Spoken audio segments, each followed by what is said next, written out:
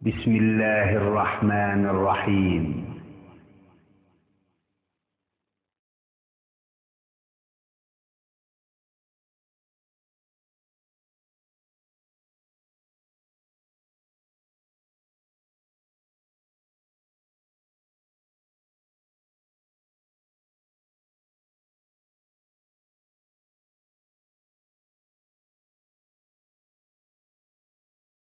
أعوذ بالله من الشيطان الرجيم.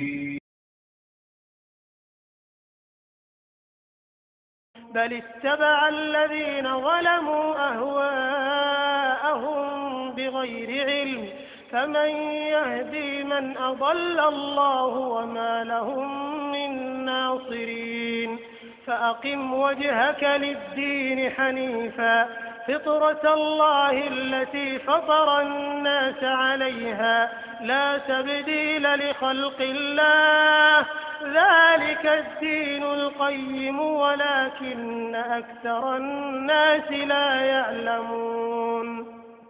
منيبين إليه واتقوه وأقيموا الصلاة ولا تكونوا من المشركين من الذين فرقوا دينهم وكانوا شيعا كل حزب بما لديهم فرحون. السلام علیکم ورحمۃ اللہ وبرکاتہ.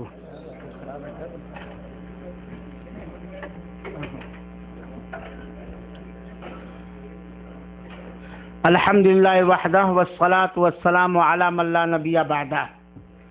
حاضرین کرام اور اسلامی بھائیوں، آج بتاریخ 16 ذی الحجہ مطابق 3 دسمبر سن 2009 بروز جمعرات شام 8:45 بجے احسا اسلامک سینٹر کے اس ماہانہ اجلاس میں جس موضوع پر خطاب عام سننے کے لیے ہم اور آپ حاضر ہوئے ہیں وہ موضوع ہے خصال فطرت، جو ہر ایک کے لیے سننا ضروری ہے، کیونکہ اس کے اندر بعض ایسی چیزیں ہیں جس کے بارے میں نہ جانکاری کی وجہ سے بہت ساری خرابیوں کا ارتکاب انسان کر بیٹھتا ہے. اور چونکہ موضوع بڑا لمبا ہے اس لیے زیادہ وقت نہ لیتے ہوئے میں گزارش کروں گا فضیلت الشیخ عبدالہادی عبدالخالق مدنی حفظہ اللہ سے کہ وہ موضوع کی وضاحت فرمائیں. اللہ تعالیٰ شیخ موصوف کو صحت و عافیت کے ساتھ موضوع کی وضاحت کرنے کی توفیق عطا فرمائے. ہم کو اور آپ کو غور سے سننے، سمجھنے اور اس پر عمل کرنے کی توفیق عطا فرمائے. آمین. السلام علیکم ورحمۃ اللہ وبرکاتہ. ان الحمد للہ نحمده ونستعینه ونستغفره ونعوذ باللہ من شرور انفسنا ومن سیئات اعمالنا من يهده الله فلا مضل له ومن يضلل فلا هادي له واشهد ان لا اله الا الله وحده لا شريك له واشهد ان محمدا عبده ورسوله. اما بعد فان خير الحديث كتاب الله وخير الهدي هدي محمد صلى الله عليه وسلم وشر الأمور محدثاتها وكل محدثة بدعة وكل بدعة ضلالة وكل ضلالة في النار. قال الله عز وجل: فأقم وجهك للدين حنيفا فطرة الله التي فطر الناس عليها لا تبديل لخلق الله ذلك الدين القيم ولكن أكثر الناس لا يعلمون. برادران اسلام، عزیزوں، دوستوں، بزرگوں اور شعبہ نسواں میں سننے والی خواتین، ماؤں اور بہنوں، آج کا ہماری گفتگو کا موضوع ہے خصال فطرت. ابھی جو میں نے آپ کے سامنے آیت قرآن مجید کی تلاوت کی ہے اس میں فطرت کا اللہ تبارک و تعالیٰ نے ذکر فرمایا ہے۔ اللہ تبارک و تعالیٰ فرماتا ہے فَأَقِمْ وَجْهَكَ لِلدِّينِ حَنِيفًا فِطْرَةَ اللَّهِ الَّتِي فَطَرَ النَّاسَ عَلَيْهَا، آپ اپنے آپ کو ہر طرف سے ہٹ کر یکسو ہو کر دین کے لیے متوجہ کر دیجئے، یہی اللہ کی وہ فطرت ہے جس پر اللہ تعالیٰ نے لوگوں کو پیدا فرمایا ہے،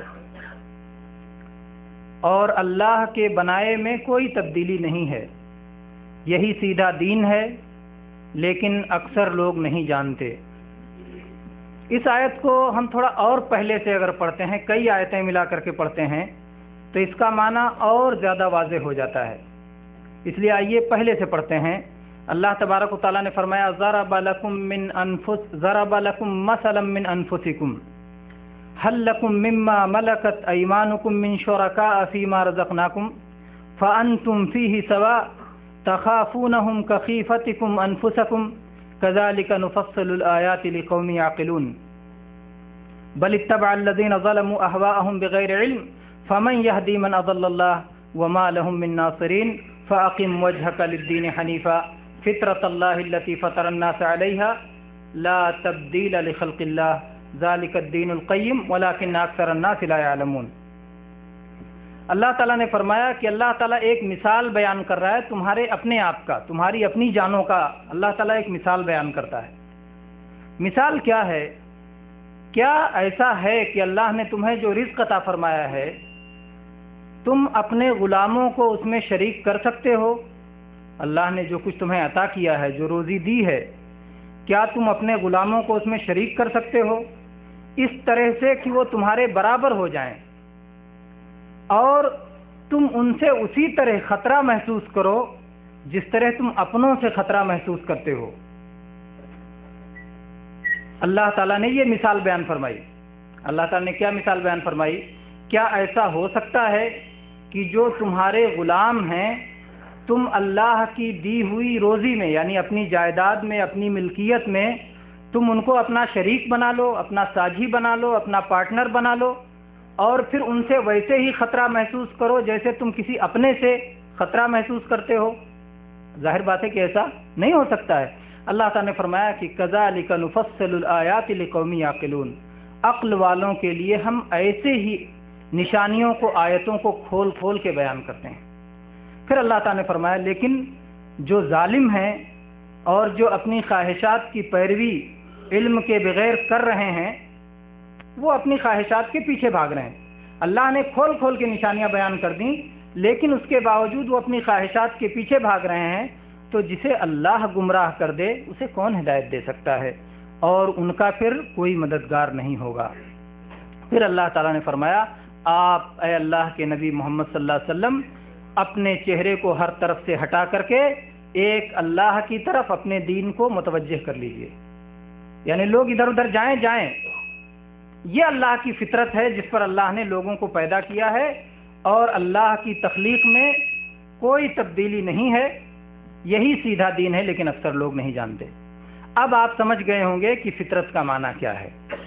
جب ہم اس آیت کو تھوڑی سی پہلے سے پڑھتے ہیں تو فطرت کے معنی کی وضاحت ہو جاتی ہے، اور ایک اور حدیث میں آپ کے سامنے رکھ دوں تاکہ فطرت کا دوسرا معنی بھی ہمارے سامنے آ جائے، جس میں جناب محمد الرسول اللہ صلی اللہ علیہ وسلم نے ارشاد فرمایا ہے خمس من الفطرہ، فطرت میں سے 5 چیزیں ہیں: ختنہ کروانا، ناف کے نیچے کے بال موڑنا، بغل کے بال موڑنا، ناخن کترنا اور مونچھیں کترنا، اور ایک حدیث میں اور اضافہ ہے، انشاءاللہ اس کی تفصیل آئے گی۔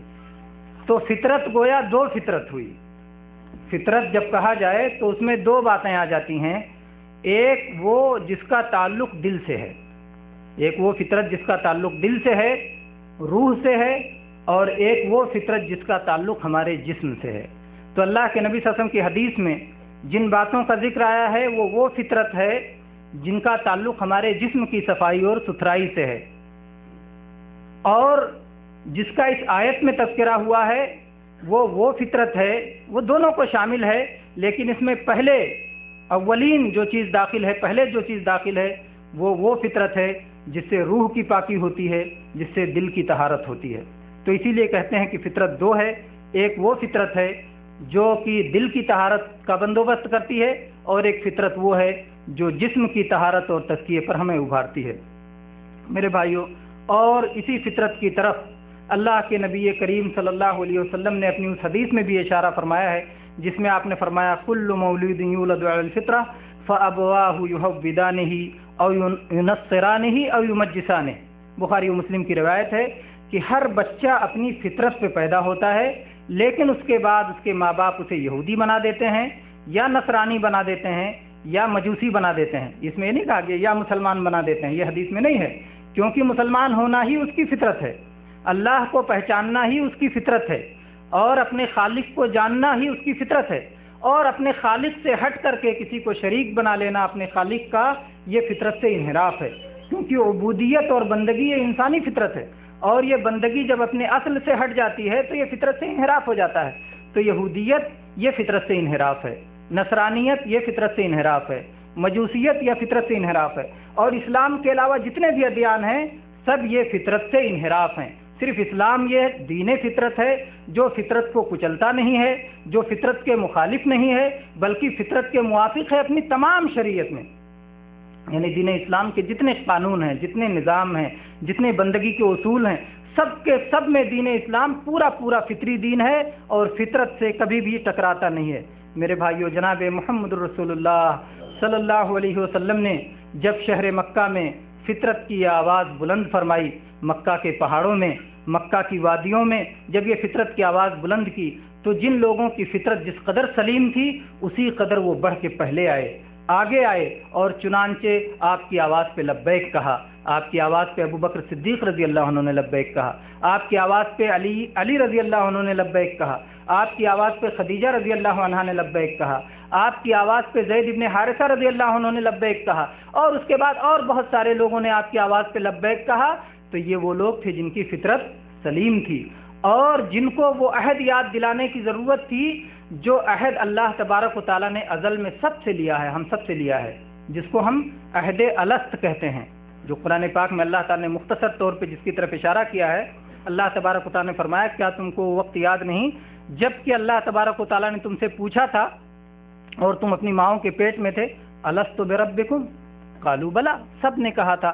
اللہ تعالیٰ نے پوری مخلوق کو، آدم علیہ السلام کی جتنی اولاد ہیں سب کو اللہ تبارک و تعالیٰ نے چونٹی کی شکل میں ایک ہموار زمین میں جمع کیا، اور اس کے بعد سب سے پوچھا کہ اے لوگوں کیا میں تمہارا رب نہیں ہوں؟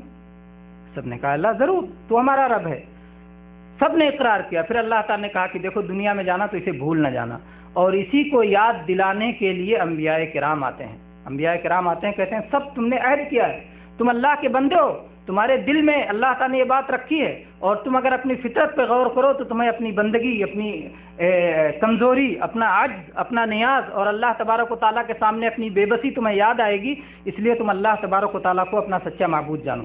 تو اس چیز کو یاد دلانے کے لیے انبیاء کرام آتے ہیں۔ اب اگر کوئی کہتا ہے کہ ہمیں تو یاد نہیں کہ ہم نے کبھی پیدا ہونے سے پہلے اللہ تبارک و تعالیٰ کے سامنے اس طرح سے اقرار کیا تھا، تو میرے بھائیو دنیا میں بہت ساری چیزیں ایسی ہیں جو ہمیں یاد نہیں ہوتی، لیکن سچے لوگوں کے بتانے سے ہم اس پر ایمان لاتے ہیں، اس کا یقین کرتے ہیں۔ مثال کے طور پر ہم کسی کو اپنی ماں مانتے ہیں اور کسی کو اپنا باپ مانتے ہیں، ہم پورے یقین کے ساتھ کہہ سکتے ہیں کہ ہم اسی کے پیٹ سے پیدا ہوئے، ہمیں معلوم ہے، یاد ہے، ہمیں یاد ہے کہ ہم اسی ماں کے پیٹ سے پیدا ہوئے ہیں؟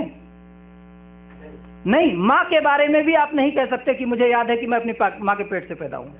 پھر کیسے ہم مانتے ہیں؟ اس لیے کہ سچے لوگوں نے بتایا، بہت سارے لوگوں نے بتایا، ہم اسی گھر میں پلے بڑھے، یعنی کچھ ایسے شواہد ہیں، کچھ ایسی گواہیاں ہیں، کچھ ایسی علامتیں ہیں، کچھ ایسی نشانیاں ہیں جس کے ذریعے سے ہم اس بات کا اقرار کرتے ہیں کہ ہماری ماں ہے۔ اگر ہم ان ساری گواہیوں کو، اگر ساری علامتوں کو ہم درکنار کر دیتے ہیں اور اس پہ یقین نہیں کرتے تو لوگ کہتے ہیں پاگل ہے، یہ پاگل ہے۔ اگر عقل مند ہے تو ان علامتوں کو اور ان نشانیوں کو مانتا ہے اور تسلیم کرتا ہے۔ تو ایسے ہی انبیاء آتے ہیں اور بہت سارے دلائل کے ذریعے سے، بہت ساری نشانیوں کے ذریعے سے، بہت ساری علامتوں کے ذریعے سے انبیاء اس بات کو سمجھاتے ہیں کہ ہمارا پیدا کرنے والا اللہ ہے اور ہمارا پیدا کرنے والا جو اللہ ہے ہمیں اسی کی عبادت کرنی چاہیے اور اس کے ساتھ کسی قسم کا شرک نہیں کرنا چاہیے۔ چنانچہ آپ دیکھتے ہیں کہ جو بھی سلیم الفطرت انسان ہوتے ہیں وہ کبھی بھی اس عبودیت کا انکار نہیں کرتے، بلکہ جو لوگ اللہ کا انکار کرتے ہیں اگرچہ وہ ظاہر میں اپنی زبان سے ایسا کہتے ہیں لیکن ان کے دل میں بھی یہ چیز ہوتی ہے، اور کبھی نہ کبھی ایسے مواقع آ جاتے ہیں کہ جن موقع پر وہ اپنی بندگی کے اظہار کے لیے کچھ نہ کچھ کرتے ہیں، اور اس سلسلے میں بہت سارے لوگوں کے واقعات لکھے ہیں۔ مثلا کہتے ہیں کہ جو شخص ایوریسٹ کی چوٹی پر سب سے پہلے چڑھا تھا، جب ایوریسٹ کی چوٹی پر چڑھ گیا ہمالیہ کی چوٹی پر تو فوراً سجدے میں گر گیا اور کہا کہ میں اس اللہ کا شکر ادا کرتا ہوں یا اس کا شکر ادا کرتا ہوں، اللہ کا نام لیے بغیر میں نے کہا میں اس ذات کا شکر ادا کرتا ہوں جس نے مجھے اس بلندی پہ پہنچایا، جس نے مجھے یہاں اوپر تک پہنچایا، ورنہ میں اپنی طاقت کے بلبوتے نہیں پہنچ سکتا تھا۔ تو اگرچہ کہ وہ مسلمان نہیں تھا لیکن اس کے فطرت میں خالق کی معرفت تھی، پیدا کرنے والے کی معرفت تھی، جو اس کی فطرت میں موجود تھی، وہ فطرت کی آواز نکل کر کے آئی۔ اسی طرح سے میرے بھائیوں، کفار مکہ بھی اگر وہ لوگ بھی ہوتے تھے، ان کے سامنے جب کوئی ایسی بات آتی تھی تو وہ بھی اپنی اس فطرت کو پہنچ جاتے تھے، اور اگر ان کی فطرت بہت زیادہ بگڑی ہوئی نہیں ہوتی تھی تو وہ لوٹ کے آتے تھے اسلام کی طرف۔ اور چنانچہ آپ جانتے ہیں کہ امام ابن کثیر رحمہ اللہ نے اکرمہ ابن ابی جہل کا واقعہ اس تعلق سے ذکر کیا ہے کہ جب اللہ کے نبی کریم صلی اللہ علیہ وسلم نے مکہ فتح کر لیا، مکہ فتح کرنے کے بعد جو مسلمان ہو گئے وہ مسلمان ہو گئے، لیکن جو مسلمان نہیں ہوئے وہ بھاگ رہے تھے۔ اسی میں سے یہ ابو جہل کے بیٹے اکرمہ بھی تھے، یہ بھی بھاگے ہوئے جا رہے تھے۔ جب یہ کشتی میں بیٹھے اور سمندر میں کشتی چلنے لگی اور اس کے بعد کشتی بھور میں پھنس گئی تو سب کہنے لگے، کفار مکہ اللہ کو مانتے تھے، سب کہنے لگے دیکھو بھائی آج نہ لات کو پکارو، نہ حبل کو پکارو، نہ عزا کو پکارو، نہ منات کو پکارو، اگر اس سمندر کے بھنور میں کوئی بچا سکتا ہے تو وہی اوپر والا اللہ ہے، اس کے علاوہ کوئی نہیں بچا سکتا۔ تو اکرمہ نے اپنے دل میں سوچا کہ جب سمندر میں اللہ تعالیٰ بچاتا ہے اور اکیلا بچاتا ہے تو پھر خشکی میں پہنچنے کے بعد بہت سارے لوگ بچانے کے لیے کہاں سے آ جاتے ہیں؟ تو یہ تو فطرت کے خلاف ہے، فطرت کی آواز کے خلاف ہے۔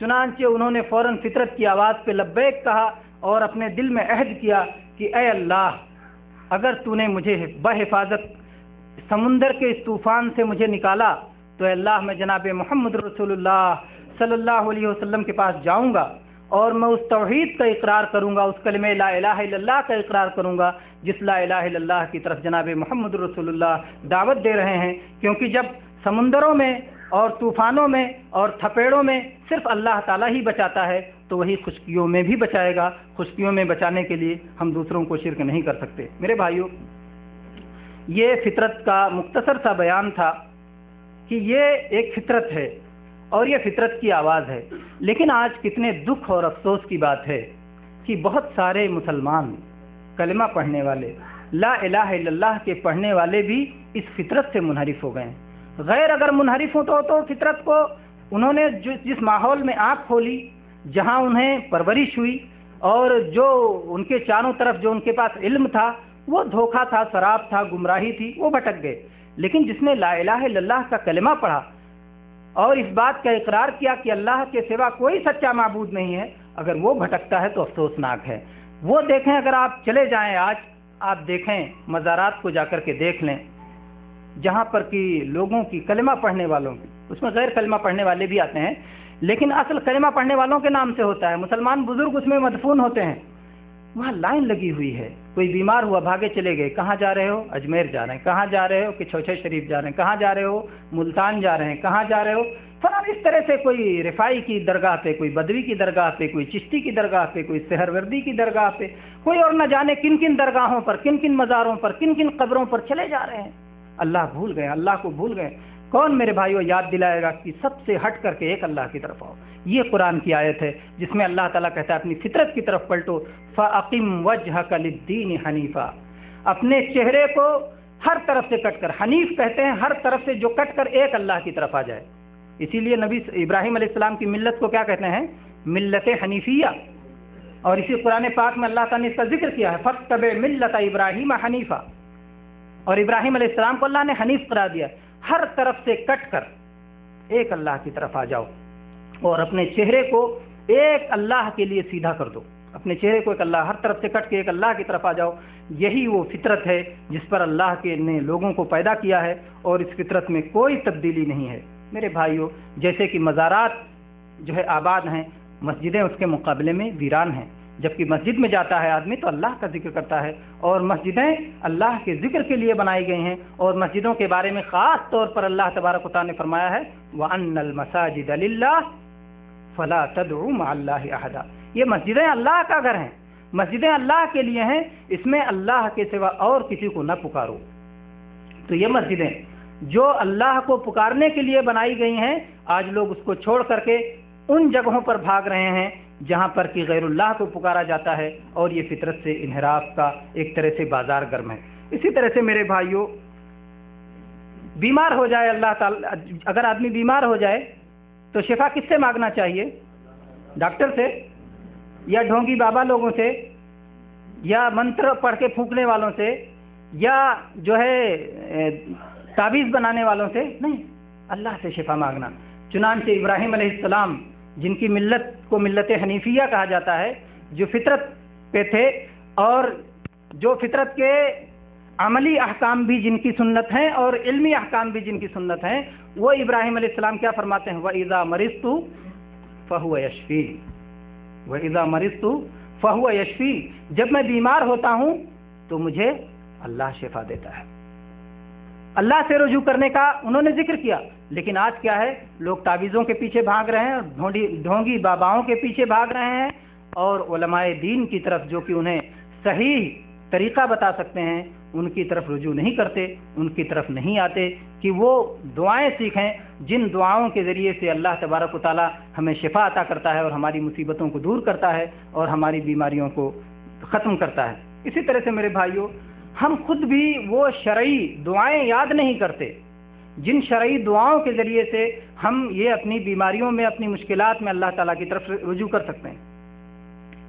ایک دعا ایسی ہے جس کے بارے میں جناب محمد رسول اللہ صلی اللہ علیہ وسلم نے فرمایا ہے کہ جو بھی مصیبت والا بندہ اس دعا کو پڑھتا ہے تو اللہ تعالیٰ ضرور اس کی مصیبت دور کرتا ہے۔ کتنے لوگ ہیں ہم میں سے جو اس دعا کو جانتے ہیں؟ ماشاءاللہ، ابراہیم بھائی بولیے۔ سورہ فاتحہ، ہاں میں مختصر دعا کہہ رہا ہوں جس کے بارے میں اللہ کے نبی نے یہ فرمایا ہے، وہ دعا میں جاننا چاہتا ہوں۔ کسی کی آواز آئی ہے وہی پڑھے؟ ہاں ماشاء اللہ، بارک اللہ فیکم۔ ماشاء اللہ، کچھ لوگ ایسے ہیں الحمدللہ جو جانتے ہیں۔ اللہ کے نبی صلی اللہ علیہ وسلم نے فرمایا دعوت اخی یونس، میرے بھائی یونس علیہ السلام کی دعا، ما دعا بها مکروب قط الا وفرج اللہ کربا، او کما قال علیہ الصلوۃ والسلام، کہ میرے بھائی یونس علیہ السلام کی دعا ایسی دعا ہے کہ جو بھی مصیبت زدہ اس کو پڑھتا ہے تو اللہ تبارک و تعالیٰ اس کی مصیبت کو دور کرتا ہے۔ لا الہ الا انت سبحانک انی کنت من الظالمین، اے اللہ تیرے سوا کوئی لائق عبادت نہیں، تو سچا معبود ہے، تو ہر عیب سے پاک ہے، میں ظالم ہوں، میں گنہگار ہوں۔ اپنے گناہ کا اعتراف اور اللہ کی بڑائی، اللہ کی تسبیح، اللہ کی تقدیس، اللہ کی اس معبود برحق ہونے کا اقرار، یہ ایسی زبردست دعا ہے جس کے ذریعے سے اللہ تبارک و تعالیٰ ہماری مصیبتوں کو دور کرتا ہے۔ لیکن کتنے لوگ ہیں جو چاہتے ہیں کہ ہمارا سارا کام دوسرا کر دے، مولوی صاحب کو ایسی تعویذ بنا دو کہ مسئلہ ختم ہو جائے، یعنی مجھے کچھ نہ کرنا پڑے، نہ مجھے